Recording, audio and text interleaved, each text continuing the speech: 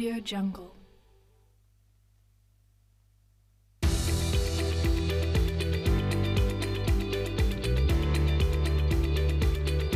Jungle.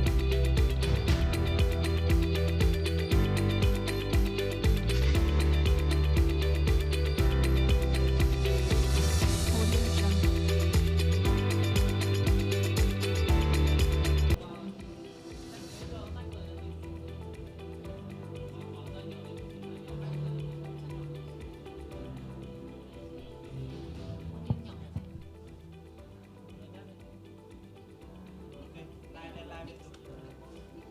Hello, there we go. Okay.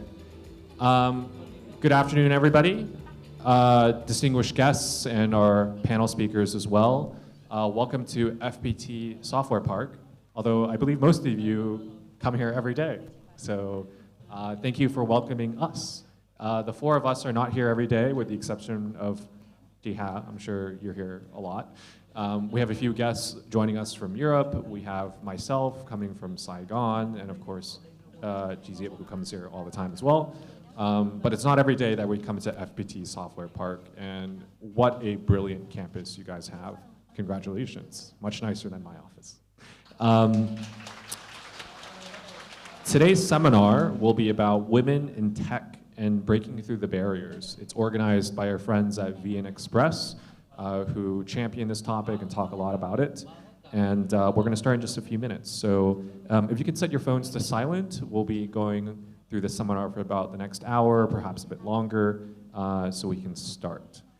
Keep in mind, today's seminar is broadcast live on VN Express and on the fan page. And if you'd like to check it out online, tell your friends about it, they can hop on the webpage and listen in today as well. So today's topic, women in tech. I see a lot of our guests in the audience are women. Perhaps 90%, maybe everybody actually. Didn't realize that. Well, a couple people. You're not women, you're in the back. And what I've realized working in not just tech, but just general business in Vietnam, the emergence and diversity that's coming with more and more people joining the workforce. And in fact, we have some interesting statistics here, for instance, that like 6% of more women are joining the tech industry just this year alone. And to give perspective on today's issue, we welcome our special guests. So let me do a quick introduction of everybody. First, we have Mrs. Diep. She is the Country General Manager of IBM Vietnam. She's been one of the technology leaders at IBM for 13 years. So welcome here today. Second, we have Miss Victoria Asendik. She is the board member and chief operating officer of E.ON, visiting from Europe. Welcome. Of course, Gina, our beloved chairwoman of welcome. Hello, everyone. I want to tell why we have the talk today. 2 months ago, I have a business trip in Europe, and I come to E.ON. You know that E.ON is a very big company in Europe, Germany, and who does in energy fields. And I met Victoria. It's a very powerful woman in E.ON. So I have an idea that to invite Victoria in Vietnam. And today, Victoria will share with you, and all of us here will share with you what our journey in the technologies. And we want to encourage all of you here. So very happy to be here with you today. Please ask many questions to Victoria and us today. Yes, we're very lucky to have all four leaders here, so please do ask questions if you have them. And our last and final guest, Ms. Lenka Pruviznikova, the unit and SDM manager of FPT Slovakia. Welcome to Vietnam. She's very familiar with FPT, of course, working in FPT, but in Slovakia. I'm sure she has a lot of same but different experiences that she'd love to share with everyone today. Without further ado, let's get started. We're going to start our first segment about the journey to technology. I think all of us have different reasons for being in the tech industry. I work in media today, but I actually started working in technology myself. And my story was all about my family history. My parents worked in it, my brother worked in technology in Silicon Valley. I started there. I've kind of moved away into media now, still connected. But I'd love to hear from these four ladies of leaders and ladies of technology about how they got started. So first off, we're going to start with Victoria and to Lenka as well. First question, though, will be to Victoria. We'd like to know how you got motivated to steer your career into technology. Did it start there? Did it start in somewhere else and you ended up into it? We'd love to hear from you. Yeah, first, thank you very much for having me here, and thank you very much for having me persuaded. Better? Better. So first, thank you very much for having me here, and thank you very, very much for having invited me, because like Vietnam is fantastic, and Eon, we are really excited about what FPT has done here. That's really incredible. So that's just why did I start tech? And actually, for me, it's more why do I love tech? I just love understanding things, and I always did this. So I have a PhD in quantum mechanics. So after that, IT seemed easy, and quantum mechanics is really something I try to forget. And I think with technology, you can change so much. Like if you like human beings, and if you like business and understand technology, you can change so much. So this brought me to technology, and actually this ability to change kept me with technology. I pass on the Yes, so also thank you very much from my side.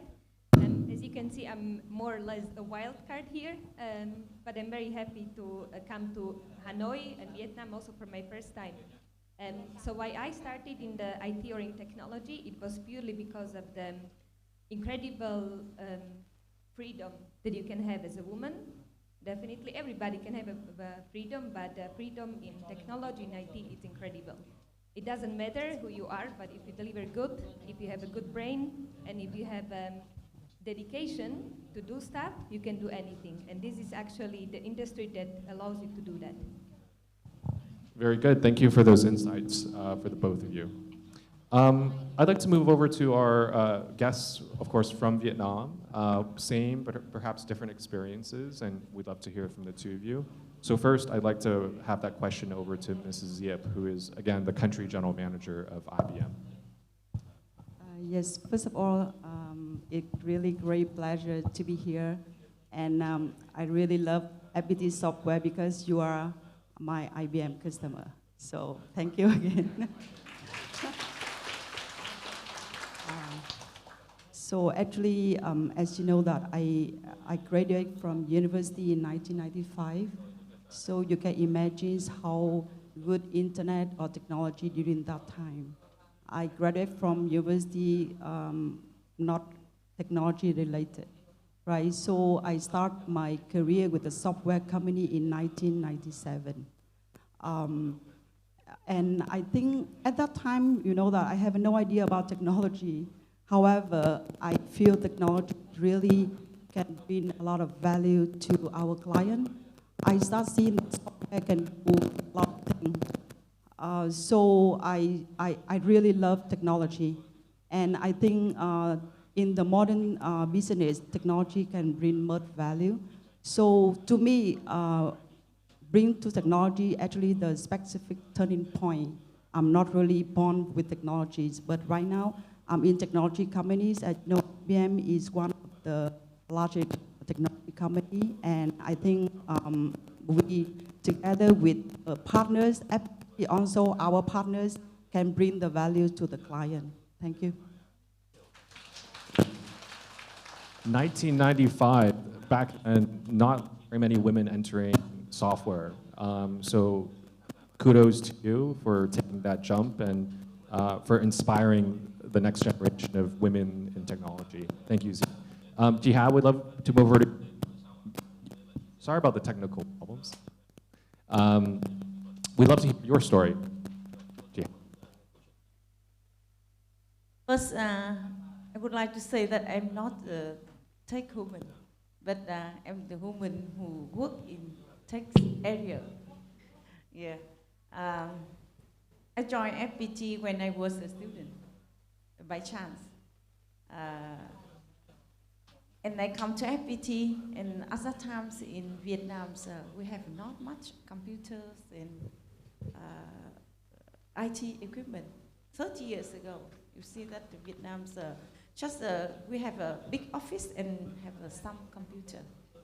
And I worked in the FPT's retail to sell the computer, to knock the door of the house and the office to ask to sell the computer. 2 years later, I joined the FPT software to sell the software's accounting software called Balance. And then the first time I come to Singapore, it's a turning point how I work in technology fields. 1995, I attend the Communique ASEAN in Singapore. So the first time I saw the internet there, it's something like a magic to me. You know that other time in Vietnam, we don't have internet yet, just the intranet. FPTs, we build a network. We call it Vietnam Wisdom, trí tuệ Việt Nam, to attractive all young people to connect together, exchange the email and chatting only. But it's some kind like an intranet at the time. So the first time I see the internet in Singapore, I see the people click and the website come out, even with the music. Something is magic to me. So I dream that one day that internet can come to Vietnam. We can bring the internet to Vietnam. So 2 years later, it's a good chance for Vietnam. We join the internet. So FPT's become one of the first 4 internet service provider in Vietnam. So 4 people from FPT software, include me, to spin off from FPT software to build the FPT Telecom.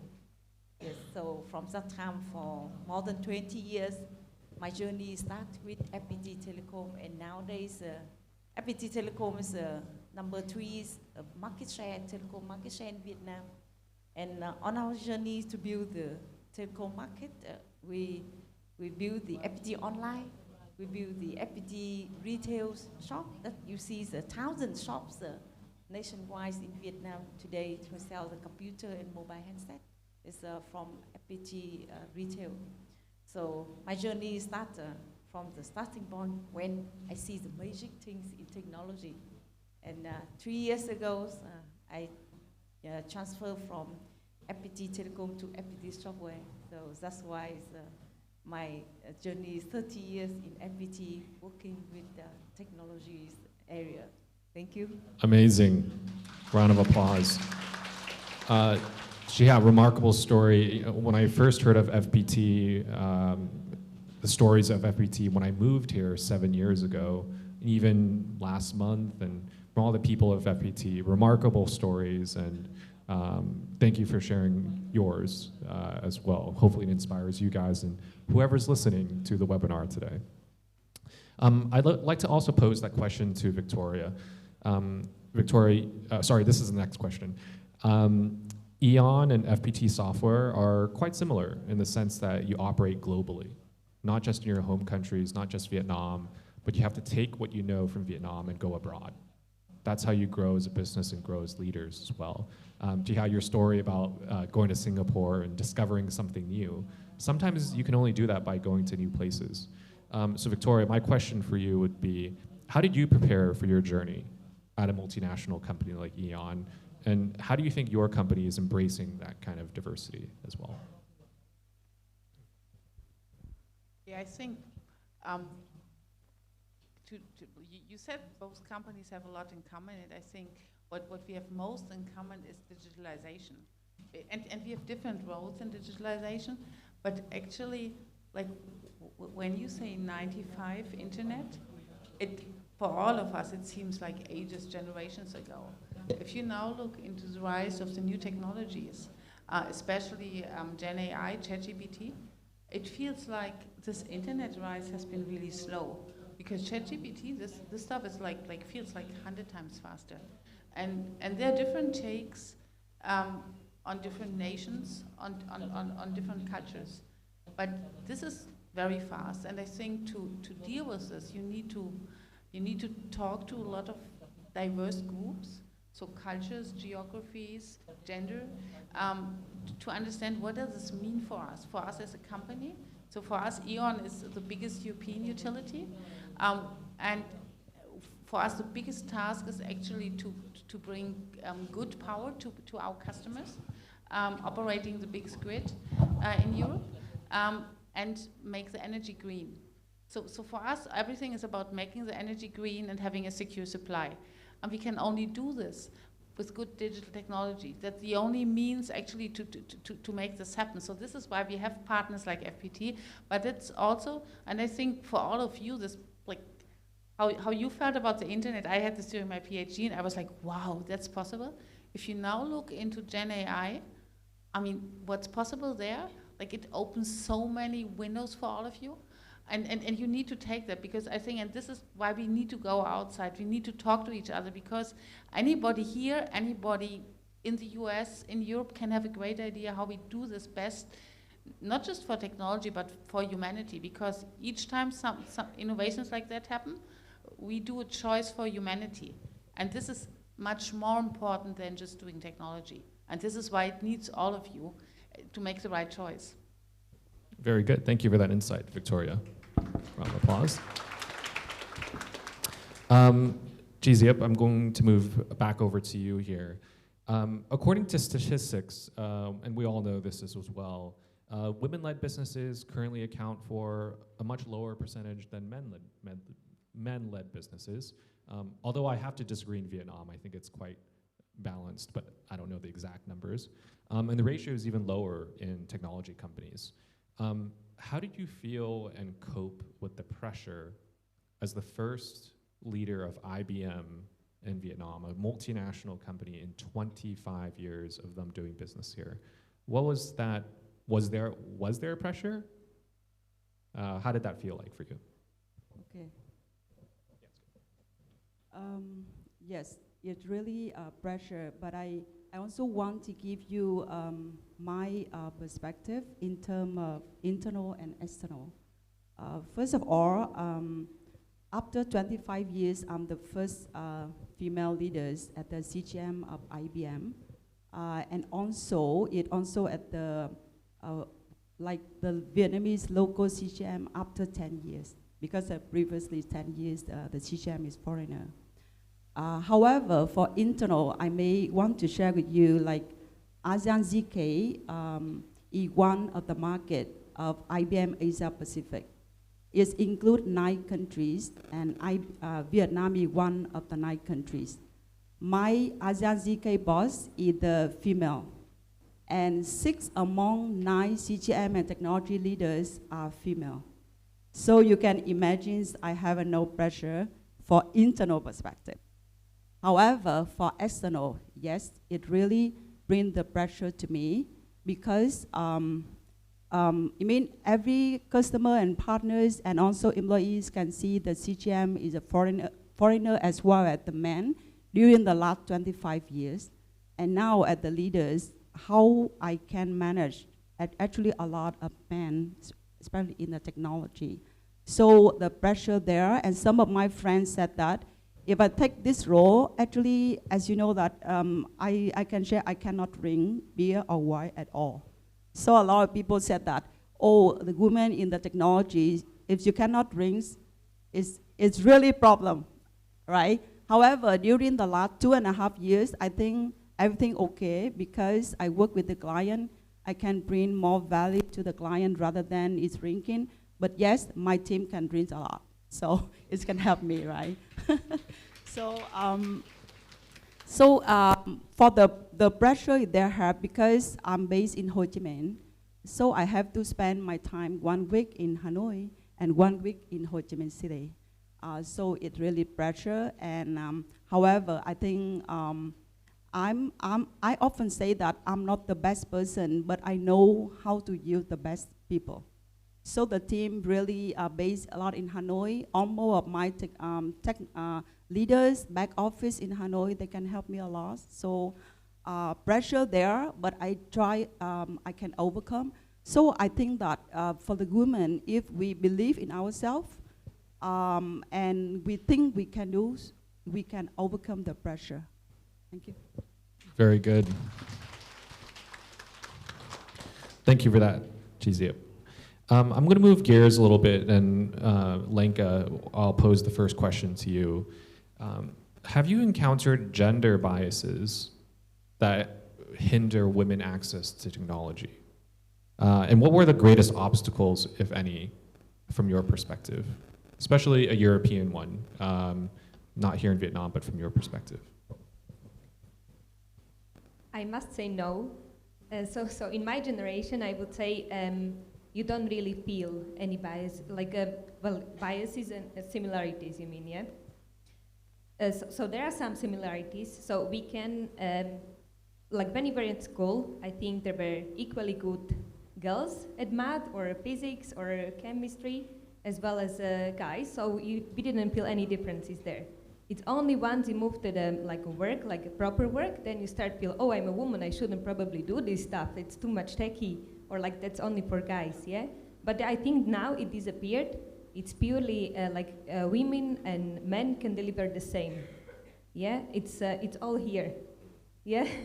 It's pure technology allows it. It's not how much you can lift. It's how much you can push and how big are you. It's about how big is your brain and how much can you deliver, which value. So that's why also when you're watching like American movies, we often don't know if is it a woman or a man behind. It's just done, yeah? So we do the same. We can do the same if we want to. Differences are definitely there, but we know how to benefit from them. Yeah, so if we learn how to balance it and how to put us together, men and women, the best we can deliver, then we can be excellent. That's why there is two genders, men and women. Very good. Thank you for that. Victoria, I'd like to also ask you the same question, but twist it a little bit. You're also a board member. So you have two different roles. You have one as a board member and one as an employee. I'd love to hear from you how you balance that, those two roles as a woman in a big corporation like E.ON. I think I would like to add something on this gender thing, because sometimes people have asked me that, and I always said, yeah, no, it's okay. It's like there's no real gender bias. But I think if you then go back and think about your life, yeah, there has been gender bias. But if you really think back, then you can take a positive and a negative take on that. So the negative take is, yeah, I did get a worse grade because this guy thinks girls can't do it or whatever. But then you look back with another bias and say, hey, what did I actually achieve because I'm a woman? Or because I was more visible? And actually, I had this, I want to share that because for me, this was really inspiring. I went a long time ago, I think 97 or 98. I had a startup with laser technology, and we decided we want to sell in Japan. So we found an agent, and I stood, only European, at a big trade fair in Japan. And I had no clue, honestly, I had no clue. And then I found out, okay, there were ladies serving coffee, and there were men selling technology. And there were only Japanese men selling technology. And there was me. Mid-20s, female and European. And the first day, nobody talked to me. I was just okay, nobody came. And then nearly at the end of the first day, one gentleman who went to university in the US and had been working in the US, but was Japanese, came and said, yeah, hey, what do you really do? And then we started talking. And then he said, oh, you have a PhD, yeah, in quantum mechanics, yeah? Are you from Europe? Can you show these lasers? So I spent the evening showing his team all the laser stuff. And after that, we won the entire Japanese market. So if this would have been a man, nothing would have happened. But this was, hey, this female doctor from Germany is selling great lasers. And then all the customers came.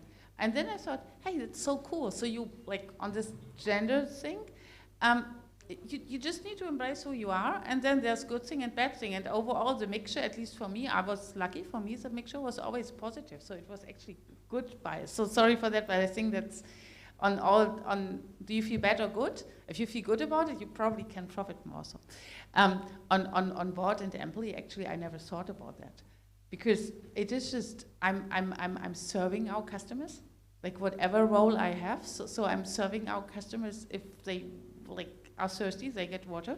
And if I'm in a board, I'm serving our customers, because we need to fulfill a role for our customers and shareholders. So I don't, it's nothing different, actually. And that more I would think then, as the only female, and we have not too many females around boards in Europe, I actually try to provide some color and some future orientation, but that's more for fun, because we have a future-oriented board, but it's always funny to be the only woman, because I'm allowed to have nice, colorful things, and the other board members have dark suits, so. Very good. Victoria, I'm going to pose the next question to you as well, and then I'll ask the same to everyone else. So Victoria, again, my next question is, what do you consider the most significant barrier? You mentioned confidence, you mentioned just the thinking. In English, we call it cynical. You think negative when actually just think positive, or maybe neutral, and you might actually be okay. So what would you say is the biggest barrier? And I'll ask the same question to you three as well. I think this very much depends on the country. And there I think most of us are blessed to be in countries where the biggest barrier might be in our heads. But there are a lot of countries around the world where women don't have the choice. And this is actually something we should never forget, how blessed we are to be allowed to work, how blessed we are to have our own choices and to own our own lives. And so this is, but if I look around and say I'm now talking for Europe and what I've seen from Vietnam, I think the one thing where I've managing female leaders and what I've seen is, if there's a new role where everybody knows there's no perfect fit, you would have, out of a 50-50 group from male and females, all men will raise their hand and say, yeah, it's me, it's me, it's me, and they might have a 20% fit. And all the females would say, oh, okay, no, I checked, I'm only 60-70% fit, they need 100% fit, I'm not raising my hand. And this is something I think a lot of females across all continents share. And I think on the one hand it's good, because as a leader, if a female really raises the hand, you can be relatively sure statistically they might be able to do it. But on the other hand, it's limiting all of us. So we should be a little bit more courageous, self-reflected, but a little bit more courageous. Very good. Ziep, I'll ask the same question to you. Most significant barrier for women pursuing careers in tech? Nowadays, actually, is not really much barriers for the women following the tech. Because I often explain to people previously, they often think technology is something you just sit down, code in, do the networking, a lot of other things. But nowadays, technologies include a lot of other things, like cyber security, data analysis, for AI, artificial intelligence, and study technologies. You also can become the account managers. You can work in business. You can support, bring the value to the client. So technology nowadays, I also want to urge all of you, especially onto the parents who have the daughter who want to pursue the technologies, is something different. Technology is not something previously, but nowadays a lot of things happen. So I don't think much barrier in technologies, for a woman to pursue the technology job. So when I work with some of my clients, a lot of my clients also ask if they have the daughter, how they can, sometimes they want to encourage them to follow the computer science technology. I think we should encourage them to follow the technologies, because I may tell you I really love technology because I believe technologies are in progress, and I believe the modern technologies had paved the way for human. So again, I don't think much barrier in pursuing technology. Very good. Same question to Lenka. Again, the question is, what do you consider the most significant barrier for women pursuing careers in tech? Self-confidence.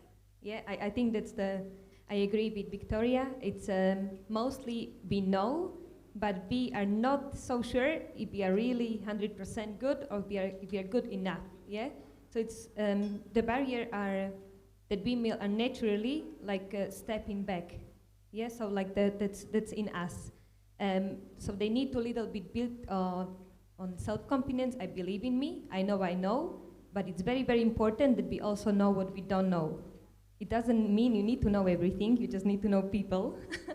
Yeah, but the self-confidence doesn't mean that you have to know everything 100%. Be aware of what you don't know, but be very sure and very proud of the stuff you know, and then everything can happen. So many of my people in my team are women.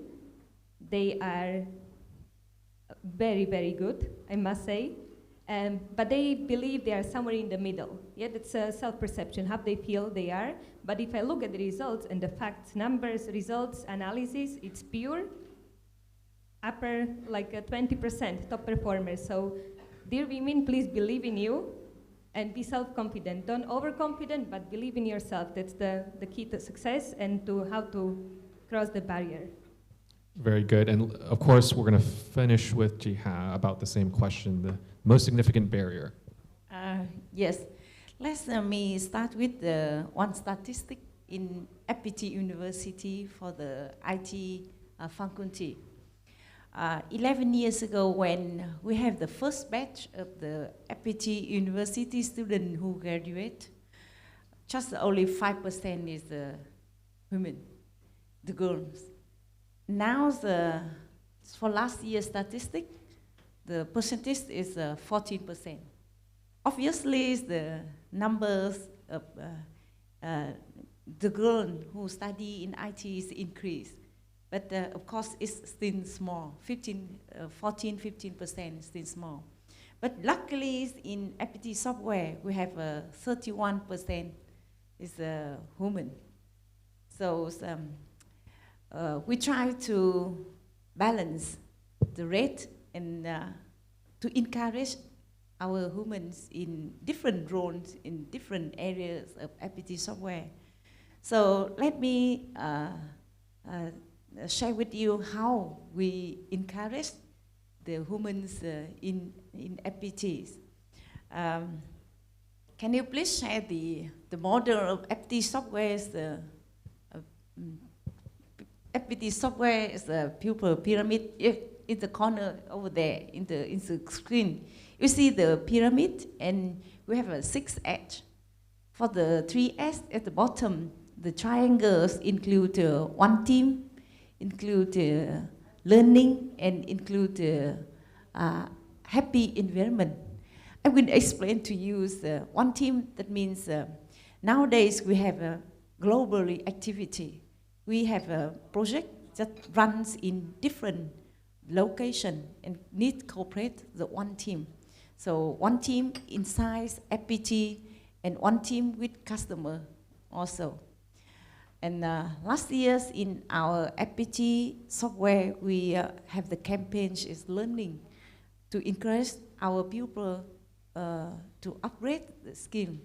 So last year we have campaigns that each FPT software pupil at least get the one international certificate, any field that you good at.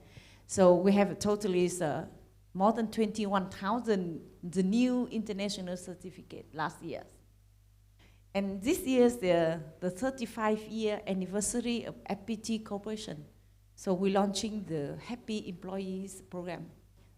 We try to create the happy environment for our people to make them try to develop to their fullest of talents, aspiration. So for the the triangles at the bottom is we call the foundation value of FD software, and the 3x is we call the level of FD software. Is we need much more domain expertise. We need more technology and creativity, and especially we need the culture and diversity. So where women are, many FPT software for the foundation makes something is long-term growth. We need the strength of women, that who's patient and hard works and never give up.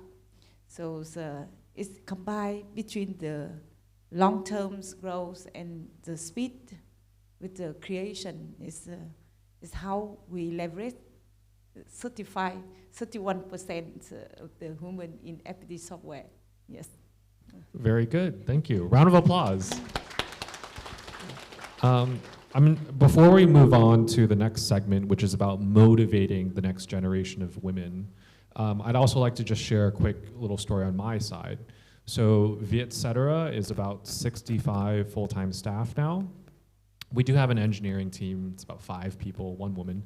But the whole company is I think 60% women. But for the longest time, the board of directors was only men, me and my co-founder. But that changed about 3 years ago when we hired a couple of C-level executives. We hired a CFO, and then we hired a chief content officer. And both are women. Both are mothers. They're both in their late 30s, I think. And before we hired them, I didn't really have an opinion about needing women balance. I thought it was a nice thing, but it wasn't like a priority. I was like, okay, great. If we have it, then let's go for it. But when you're a startup, you don't really think about that as much. You just think of survival.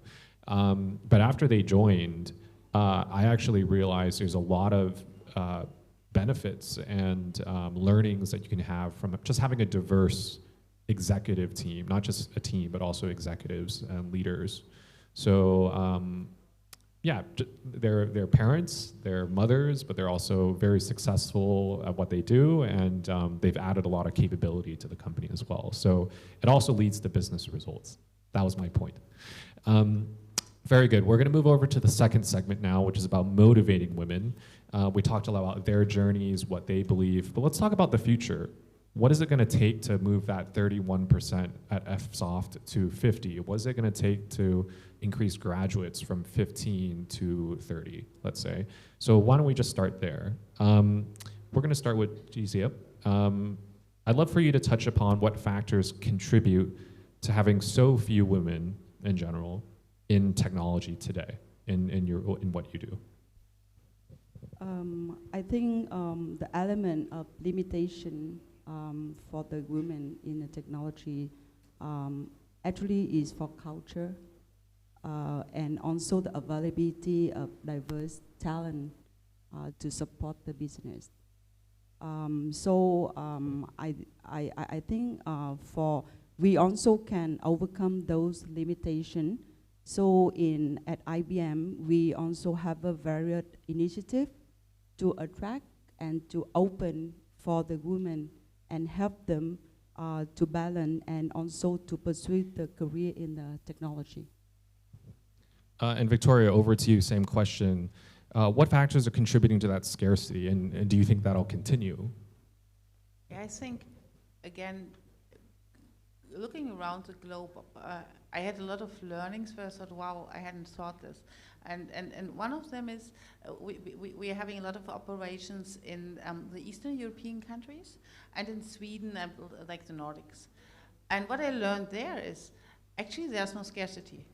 I mean, there's no, like, as you said, like coming from an Eastern European country, I mean, this is serious. There's like for 50 years, there's no scarcity.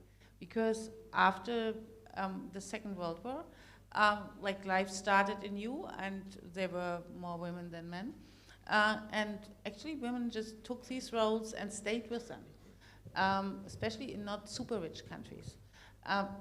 And And we profit a lot from that because there we actually have like a balance, and then you can always debate this balance. In Sweden, I've been in a meeting where we had like 30 women and 2 men, and they were like, we feel really bad, we need to do something about diversity. And I'm like, oh yeah, but there are enough women. And then I was like, oh, this is not about women, this is about men. So actually we have countries who do that, like who have a history of doing that, and we can learn from them. And this actually means having a school system which is non-discriminating, which a lot of countries, like including Germany, where I come from, and France, where I partly live, it's a discriminating school system. And we need to have role models, because if there are enough role models, you like young ladies see, hey, it's possible to have a family, to have great children, to have a career, to have technology, to embrace all of it, and also to be bold enough to say, sorry, I can't switch off my phone because my daughter or my son might be calling and they might need me, so if they call me, I'm going to answer the phone. Which is more something female leaders bring to the table, but if like there are enough of female leaders, then this is going to be culture. So I think that's a little bit learning from countries who achieve that, and then also finding their own way in their own culture, because it depends a lot on culture. Lenka, same question to you. What factors do you believe have contributed to the scarcity? So I would never think about what Victoria said just now, that it was actually really the case that there were too many women and we had to look after everything. Yeah? So we had no other choice but just to take the role of mother, of somebody who brings the money on the table. And also my grandmother, she's now 90. She's probably not watching because she doesn't understand, but she was also the first woman in our family who actually went to the gymnasium and graduated, despite the fact that she never was able to go to a proper work because she had kids and she had no other choice just to stay with the kids. But now with the technology, with the ability that due to unfortunate COVID, but it was very bad things, but it also allowed to show what is everything possible. You can have kids, you can have part-time job, you can do multiple things. As long as you deliver well, it's all possible. Yeah? Before it was really also in my country to decide, do you want family or do you want a career? It was a clear decision. So there is no in between, because it can take 6 years of your life that you have to decide, am I going full power career and I put every kid on hold, I won't have any kids, or somebody else have to help me. If you don't have anybody to help, that's about it. You have to wait. And then it takes about 2 to 3 years to get the self-confidence back, so I didn't forget everything I learned. That's still very active. Also, like in Slovakia, I can feel it, that despite the women are very intelligent, and they stop believing in themselves once they come back from when they were with kids, yeah? So now with the technologies that we have, with the part-time jobs, they can still stay active in the working life. They can keep up, they can develop further, they can learn, they can keep up with trends. So once they are back, they are fully back. So that's from my side. Great. And we're going to finish that last question with Jihad as well. What factors, in your opinion, have limited FPT's numbers? I mean, it's very impressive that we've grown, but what are those factors? Yes. So in order to encourage our women to go global and exploit the strength, so we have many programs to encourage our pupils. I remember that the year 2011, when I go on business trip in the US, I met one customer there, and I asked that lady, that customer, we have many good programs, and the percentage of females is very, very high. So I asked them, how you encourage your pupils, your women, to do the business good like this? And she said that every year she organized one day just to let the children from the 10 years old to 15 years old to come to the office, the parent office, with the parent office, and I come back Vietnam and apply to FPT. So from that time, FPT, we have the one day working with the parents. So we can help the ladies to take care of the family, because our women in ASEAN countries, we have a working responsible and families responsible also. Yeah, not much time for to take care every pupil, the member of the family. So we just have many programs to help them to balance between the work, technologies, and the family. Another program is in FPT Software.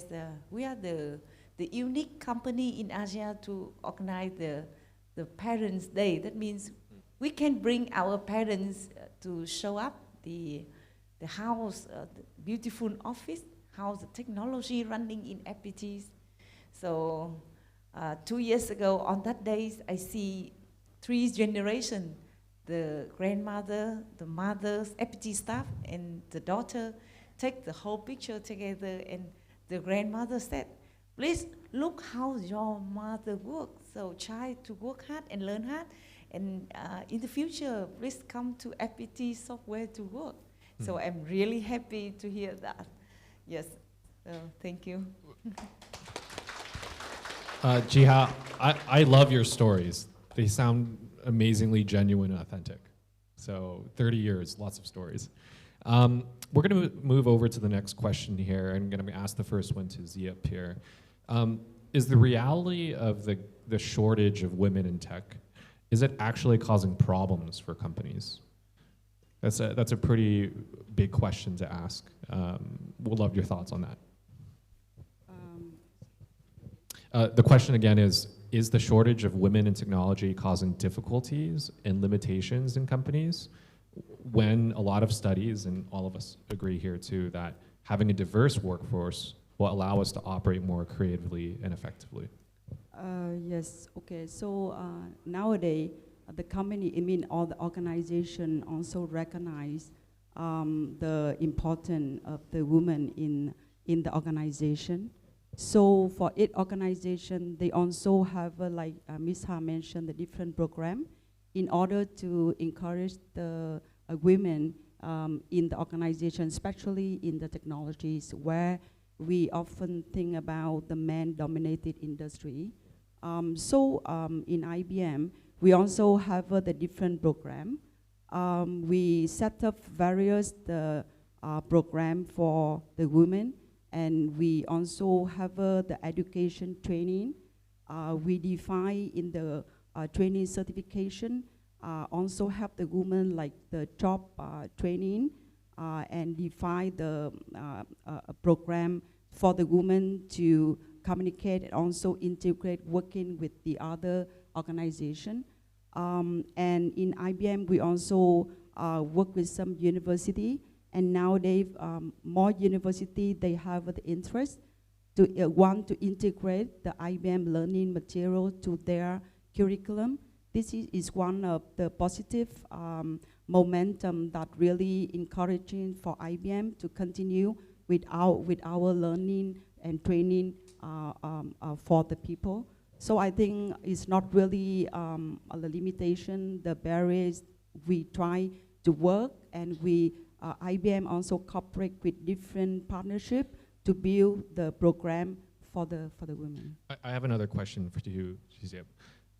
According to Accenture and a nonprofit organization called Girls Who Code, they mentioned that more than 50% of women working in tech will quit their jobs before the age of 35. That's 2.5 times higher than any other industry. Do you think that tech is an industry that is difficult for women to succeed? I mean, you've been in tech for a long time, so yeah. you've obviously been able to not be part of that group. What are your thoughts about that number, and is that changing in Vietnam? I think in Vietnam, especially in my organization, nowadays for IBM Vietnam, like the population of women is up to 40%. So I understand for like the research mentioned about 2.5, right, percentage of the people left technologies. But I think in Vietnam nowadays, not only IBM, but all the company like FPT Software, we really try to create the attractive and open program in order to encourage the people. We try to train the role for the employees in the organization. So if you look at like in IBM, how many people they train the role over the years. So some people they work in the company like 25 or 30 years with maybe up to 7 or 10 role, right? So I think in order to limit the left of the people in technology, we need to build a really attractive program.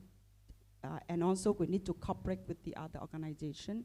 We need to set up a new role for the people because sometimes the people in technologies, they quite very boring with the current role. We try to set up the other role for the people to change. Maybe they move from technology, very technical, to the business oriented. Yeah. Very good. We're going to move questions here, and the first one will be to Victoria, and then the same question to Jiha. So Victoria, over to you. How have women in your organization played a significant role in shaping the company and driving innovation and growth? And how do you assess them and recognize them? Look, I think I would always ask this question as how can individuals, because each single woman, each single man is an individual. So as an individual, you shape an organization. You don't shape or not shape an organization because you're female or male, would be my deep belief, because it's many more things which which make a person, which make your role, and I deeply believe this. So it's not, I think you might say statistically females bring this and this and this more to the board, and then you meet a female who doesn't meet that. I mean, you could also say statistically people who have blonde hair are more or less looked at or whatever. So it doesn't, for me it's more, how do you shape an organization, which beliefs do you have? And I think in a lot of countries, women would bring a different experience to their role. And then we've discussed this a little bit on, in the end, no matter how individual you are, it's the women who get the children. And there are some traditional and not so traditional roles as a woman which you have. And this means actually organizations who have a bigger diversity in terms of females are more embracing towards families.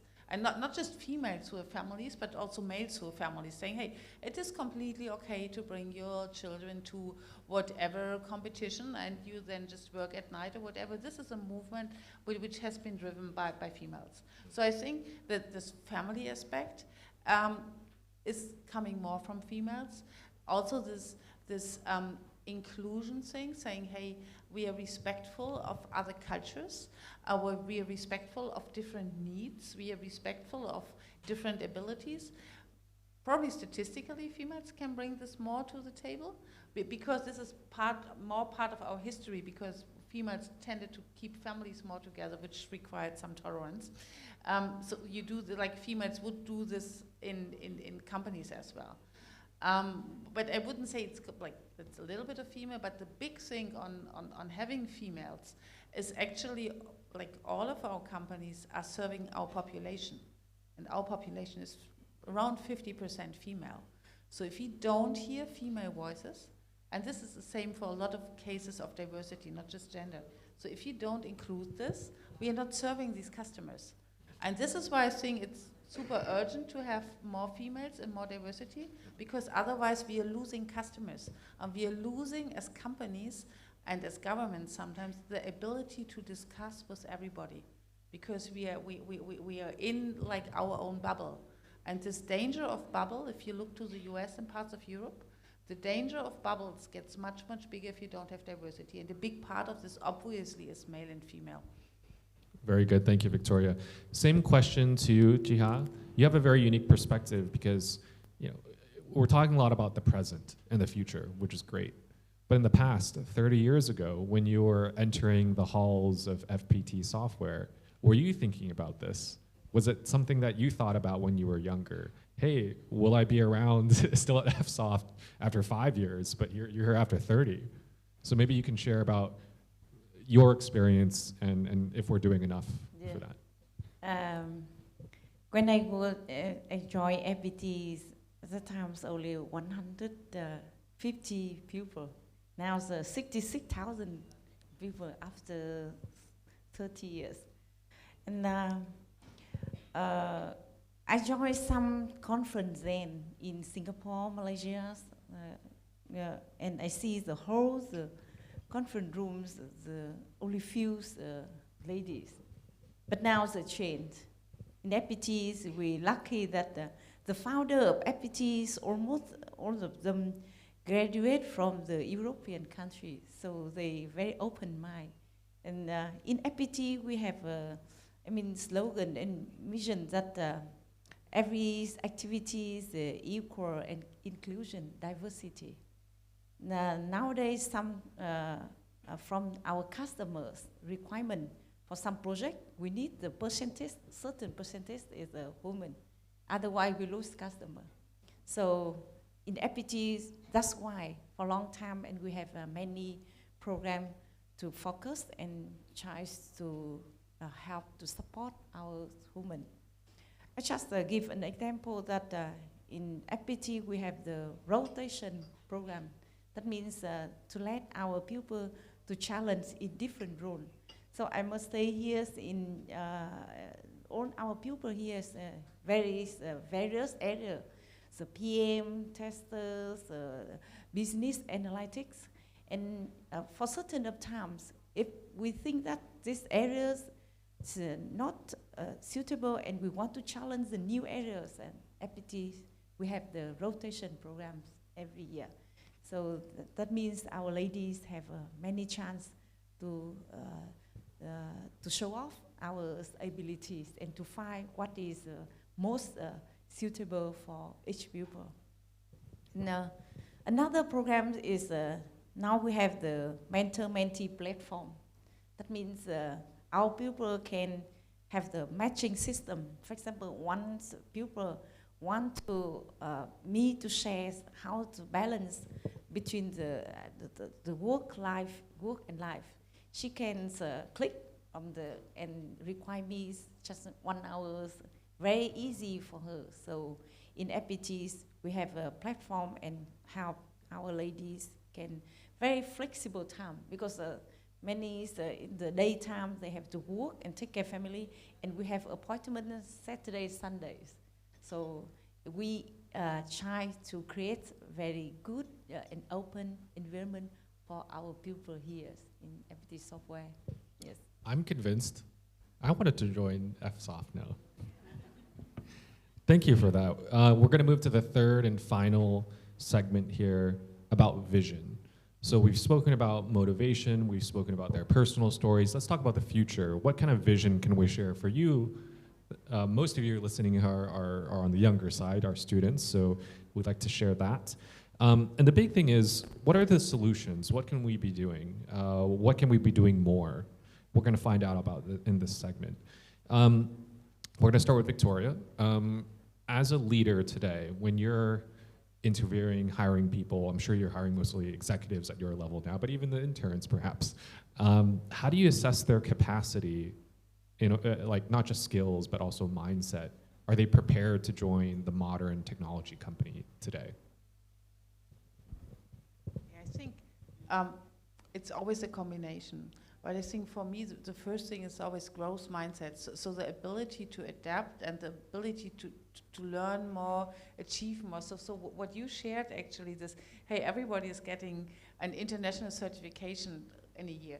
I think that's a sign of growth mindset. Like people say, hey, cool, I want to learn that. Or like, I heard that some of you are learning Japanese in a couple of months. I think that's growth mindset doing that. So I think this mindset saying, hey, anything is possible. You dream and you just you have this dream and then you say, hey, that's where I want to go. This is people I would hire, because I would hire like exec leadership roles. So you need exec leaders who are inspiring and who have a growth mindset and saying who dare to have a dream and who have then, and this is the second part, the ability to slice down how you reach the stream. Because you have the stream and then you say, okay, it sounds impossible. And then a not so great leader say, yeah, it's impossible, let's continue what you do. Or the great leader is saying, hey, we want to go there, so actually this is like, we might not like it's here, but we don't go here, but this is the first step, and then we take that step and that step. So paint the path and be able to adapt and say, okay, this is the path, and leading people. And at the same time being humble, being willing to learn and doing the dirty work. So I would always hire like leaders who go down to the ground and enjoy working with their teams, because then they are most respected and they add most value if they can do both. For sure, definitely great insight there. I'm going to move over to Jizzy up here. And by the way, keep in mind we have a Q&A at the end of this session. We're nearing the end of the session, maybe another 10, 15 minutes, so have your questions ready. Jizzy, you've mentioned IBM has policies and programs in place. Do you need to have more, or is there another fundamental challenge to that? Is it maybe the education system that maybe you believe could really be helping push this? Maybe it's external facilitation, like are there training courses? Are there programs that young people can be part of that's not just at IBM? I'd love to hear your thoughts on that. Okay. So actually I'm in IBM almost 13 years, and I also have a chance to work and also interview with different people, like senior people, the early professional high or the internship. In IBM, we have the platform called IBM Skill Build platform. So this platform actually is available for everyone. It's not only the student, but also for the job seeker, for educator in the institution. So this platform provides the latest digital training material for the people, and you can come to this platform and to define for the topic category, like in different segments, like data science, in also cybersecurity, for AI.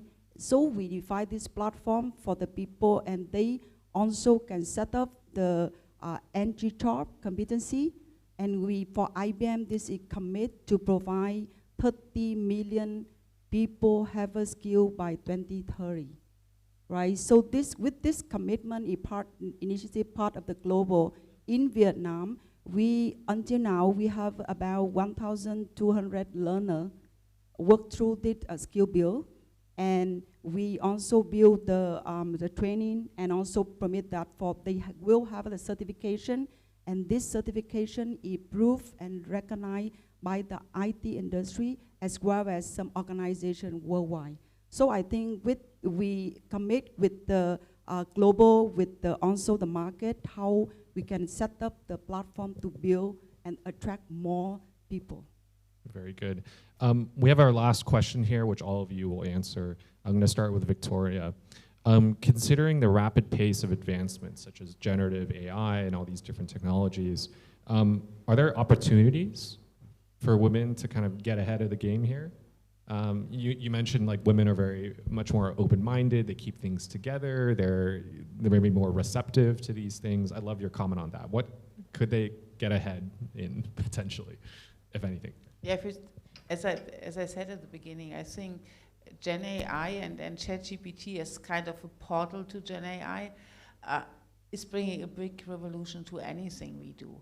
And obviously it's programming, but it's also any research, any journalism, any car building, any whatever. I mean, that's really it's changing schools now, it's changing universities. So I think like anybody in the society, any role needs to play a role, and I think obviously first, nobody is good at that. So especially for young people, this is an outstanding chance because technology is reinvented. So nobody, like people who spent like 10, 20 years with experience, they are not better than the young people. And this also means this is not even technical. I mean, this is math, and math is not female, male, or whatever historically. So it's even And you need to be fast, so it's a big chance for young females to jump into this and start to own a part of this. And you can always, and that's the cool thing about the new technology, it's not just about technology, because this next generation is about combining something with technology, because the tech behind is so much now natural learning that you can add your specialty. And I'm super optimistic that we won't have this discussion on females in 10 or 20 years, because then it has become much more natural in technology. Lenka, same question to you, and a reminder of that question. Considering the rapid pace of tech advancement, what key opportunities do you believe lie ahead for women? Well, I will just I just agree with Victoria. We have every opportunity we take. Yeah, so now, especially with these learning platforms, like from experience that I have, like there are so many learning platforms and materials, we don't know where to start, yeah? It's just coming from every side and come on, study, and I was like, I don't know what. It's like so much, so maybe my advice would be just take anything you really enjoy, because only then you can be excellent, yeah? It doesn't, don't go and put too much effort in something that you're averaging, but just focus on something that you're excellent and go and educate, learn, get more information. The more you know, the better you can be. So this is equal chance for everybody, but just go and use all those platforms, GPT chat, all the learning opportunities. Go to, like you are now, go to the chat shows, listen to people who have, who you think they're quite interesting, you just don't know why, because also like these women here are my role models. Yes, so maybe you will find your role model and you will try to be better or like at least as good as they are. And this is your unique opportunity to go the right way and to like maybe be the first and the lead in this specific area. Awesome, love that feedback. We're gonna have the two ladies here answer that question too, but not the same answers. I know it's hard. You all have the same opinions, which is great, strong opinions. Ziep and then Jihan last. So Ziep, last question. Considering the rapid pace of tech advancement, what key opportunities do you see ahead for women in technology? The key key opportunities. What opportunities do young people like the ones here have with the rapid tech advancement? I think nowadays the key opportunity is quite a lot for the young women. So my advice is for the young women, you need to be focused because you need to focus. There are a lot of difficulty along the road, but you need to focus, learn as much as you can. The second is you need to be like open to any new challenge, even those you are not really sure that you are ready. So I just want to give you my own example so that it also can encourage the people. I have been with IBM for 10 years, and in 2020, my managers asked me to think about moving to the net role. So first of all, I rejected because I don't think I have enough capability and skill to take the role, right? So I remember my managers told me that, hey, Yip, sometimes you cannot recognize that you have the skill, right, until you take it. So I think you are open with the challenge, take it, you will have the new adventures, right? So be focused, also it means open to any challenge, and then the third one is you also need to be resilient. So you keep consistent and follow the goal that you already set. But the last list, I also want to encourage the young people that you need to find a mentor.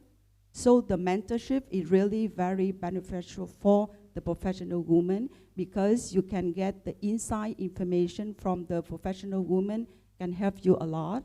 And finding the mentor early in your career, and the time go on, you need to be giving back by to be a mentor for the other.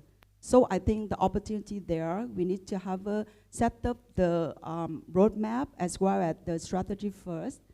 I think it will be good. Very good. And Jihad, you're going to be the last answer of the day before we do Q&A. Would love your opinion on what key opportunities do women have moving ahead? Yes. So people know that technology changes so fast. And global is always monumental change. So Vietnam nowadays become a potential destination for IT service in the world. So it's a big chance for our women here in FPT Software. So the key factor is in order to accelerate the digital transformation together, so we need continue to upgrade our skill in language and communication.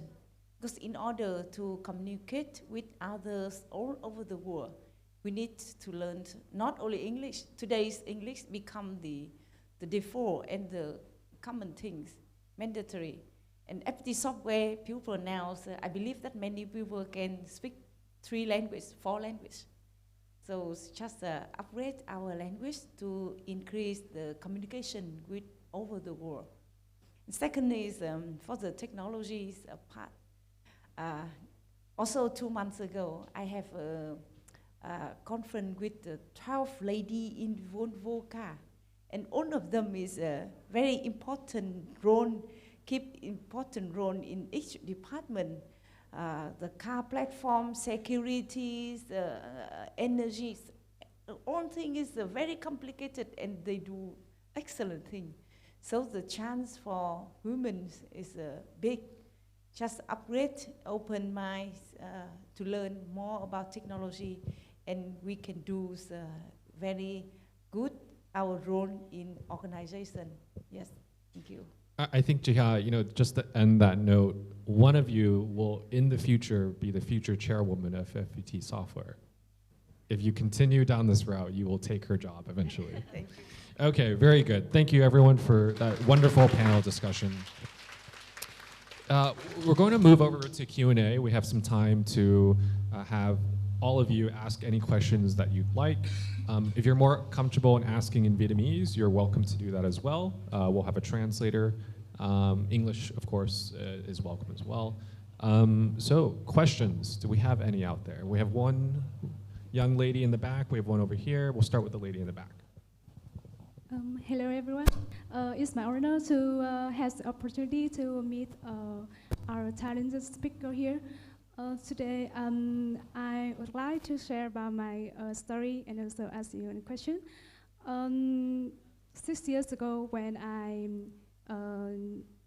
chose my desired major, I once thought of choosing between intelligence technology and business, but at the time I doubted about myself and I thought that I was incapable of learning and grasp anything in technology. So I chose business field. But after I graduated from university, after 1 year and a half of working in my own field, I feel like that I was not suitable for the field, and I started chasing dream in technology, and I started changing my working and my career. I've just entered the technology field just 1 year ago. So I would like to ask for some of your advice about the girls who are taking the very first steps in the technology field. Do you have any advice for some girls like us? Thank you so much. Great question. Would any of our speakers would like to? Jihan, over to you. I see here one lady, Hương, please stand up. 2011, I met Hương in a Sony factory in San Diego. Hương is a girl that from the countryside and study about the technology. And Hương they stand, when I come to the lobby, I see Hương stay with 3 tall guys, US guys, and in the conversation, Hương play, important role and very success in our project. Hương work for Sony in Japan, and Sony opened the office at the factory in San Diego and bring Hương team to US. So just Hương helped me to answer the question from the in EPSOP we call the fresher. It's after 1 year to join the technology. So how's your journey, and what is your advice for her to continue to pursue the dream? Yeah. Okay, thanks for giving me a chance to share my story and also give some advice for our new members. Right? I was in the countryside. I was graduated in 1999, and after that I joined FPT Software. So I think that normally when people think of the girls, the females, they think that they need to do something very less serious or to make them more time for the family. For example, when you go to FPT Software, maybe some guy will ask you that you should be the tester or you should not be the developer. Yeah. So, but that in your case, I graduated from the university, and then after that I joined as a developer. Yeah, not a tester. But it doesn't matter if you are the tester or developer, you work in a technology, so don't think so much, I think so. So just you like it, and you try your best, and don't hear a lot, because that will bias your thinking. So just do what you, and then any chance for you think that that's suitable, so you can try for that. So you, yeah, I think so. Thank you. I think Ba want to add something. No, actually, I just want to add some questions. Yeah, hello, good afternoon, everyone, and good afternoon to all the special guests today. Let me introduce a little bit about myself. My name is Viba and come from FPT Software. And today it's such a great pleasure for me to be here and to listen to many inspiring stories and sharing from very honest guests today. And to tell the truth, from the beginning until now, I'm feeling that it reminds me so much about my story. That is the very early time when I have made such one of the most important decisions of my life. That I choose to pursue technologies as my career. Just shared an idea, and I quickly received a lot of feedback and advices from my family and friends. My father, who always had a big dream that his daughter, that's me, will become a teacher. You got to think that if I am the teacher, it's easier to get married with a man and have a lot of time to take care for my family. So that is a very bad job for a girl. And with from his mindset, he thinks that the success of a woman, that means you can marry with a good man and have a happy family, that's enough. And why? Why do you have to choose to enter such a very tough area like technology? Is something is very, very far away from his thing. And my friend, they asked me, oh, technology is something, it sounds very interesting.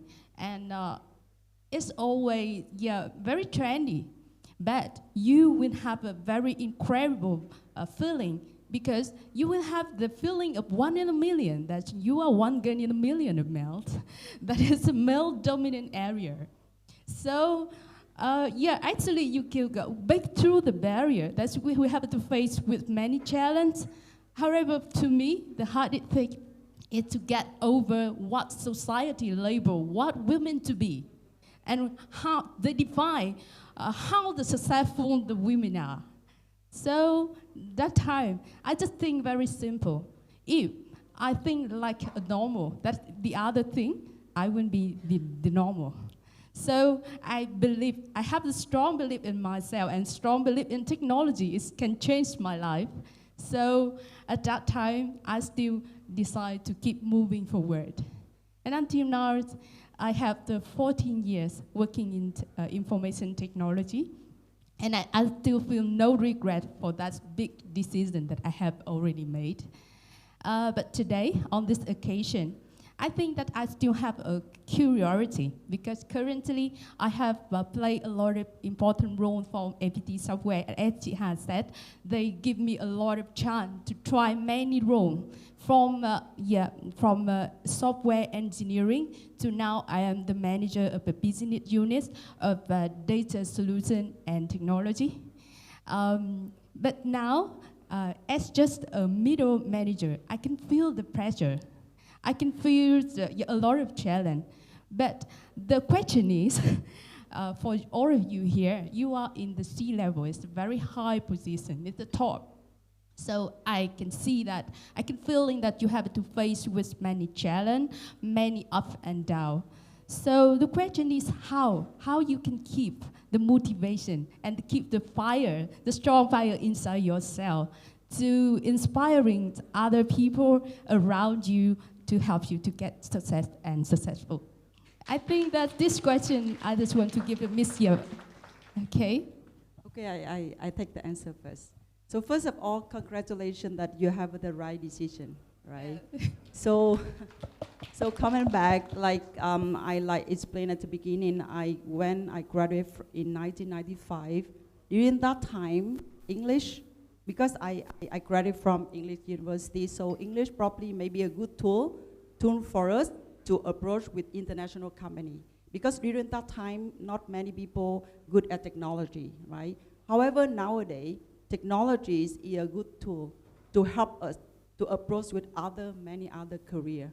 Because it's not only us, like APT Software or IBM, we do technology, but technology is help every career.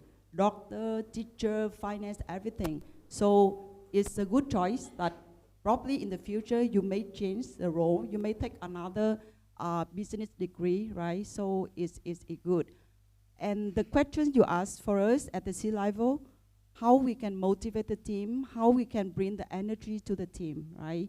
So as leaders, we need to accept that we had more challenge than our people. So don't get all the challenge that we have, the pressure that we have to our team. Try to motivate, to understand, because you are leaders, you have to bear more challenge rather than your team, right? So and then you also need to leverage to your people, encourage them, help them to understand and also make the roadmap for them, because right now you are middle managers, you also have the ambition to move up, and how you can build the next generation and help you to help you to succeed in the next role. So that is my advice.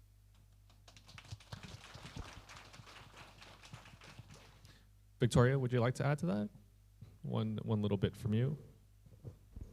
Yeah, I think it's a little bit about the step from being a part of a team where you expect of yourself to deliver as good as possible, and then you deliver it and it's all good, and then you become a manager and you deliver and it's all good, it's suddenly vanishing because your entire team needs to deliver.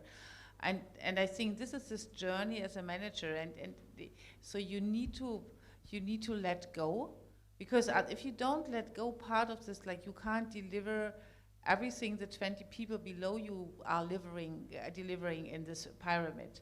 And if you go higher, then like this is getting even worse if you take all this weight of the world on your shoulders. So you deliberately need to understand what is your role to take this responsibility, but also to let your team perform and thrive and grow and trust them.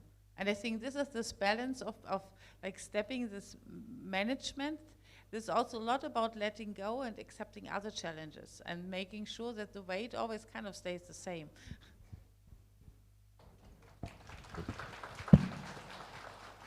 We have time for maybe one or two more questions, let's say. The lady over here in the middle, very eager to ask a question. Okay. It's me, right? Yes, that's you.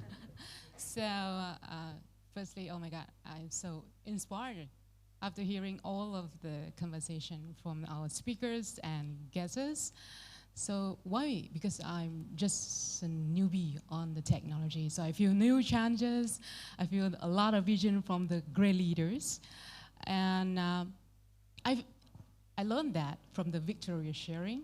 We need to be very confident with our way. We need to follow study. And also from Lenka, that we need to bring more value to the consumers and customer.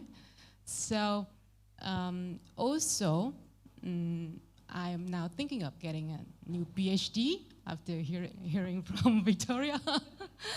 So I just have a very simple question that, because now the entire world is now changing very quickly. So what is the typical characters of Vietnamese women?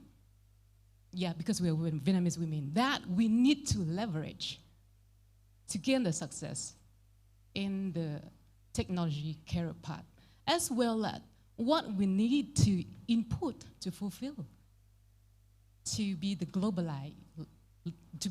leaders in the future, like you. Thank you. Very interesting question. Yeah, for me, it's, I always two questions in my mind. For all my activities, I always ask what I can do better for this situation, what I can do different from this situation to make our people, our customers happier than this. So for answer this question, I always find that I need to improve myself every day, every hour, not every day, every hour.